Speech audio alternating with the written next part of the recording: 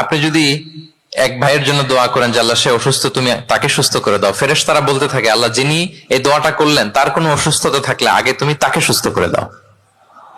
ধরেন যে আপনার এক ভাই দারিদ্রের কষাঘাতে জর্জরিত, টাকা পয়সা না, আপনি দোয়া করলেন যে আল্লাহ আমার ভাইটা আর্থিক সমস্যায় আছে, তার আর্থিক সমস্যা দূর করে দাও। ফেরেশতারা দোয়া করে আল্লাহ যিনি দোয়া করলো তার যদি আর্থিক সমস্যা থাকে তুমি আগে তার আর্থিক সমস্যা দূর করে দাও। সুবহানাল্লাহ সুবহানাল্লাহ বিহামদি।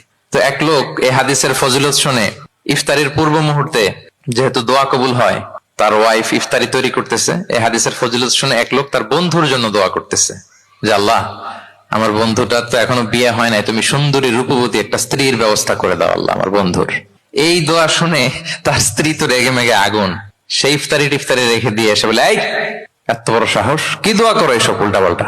স্বামী বলে কি দোয়া উল্টা পাল্টা, কি দোয়া করলাম, আমি তোমার বন্ধুর জন্য দোয়া করছি যে আল্লাহ তারে তুমি রূপবতী সুন্দরী স্ত্রীর ব্যবস্থা করে দাও। তো ওয়াইফ বলে এই তুমি কি মনে করছো আমি হাদিসটা জানি না যে অন্যের জন্য ভালো কোনো দোয়া করলে আগে এটা নিজের জন্য কবুল হয়?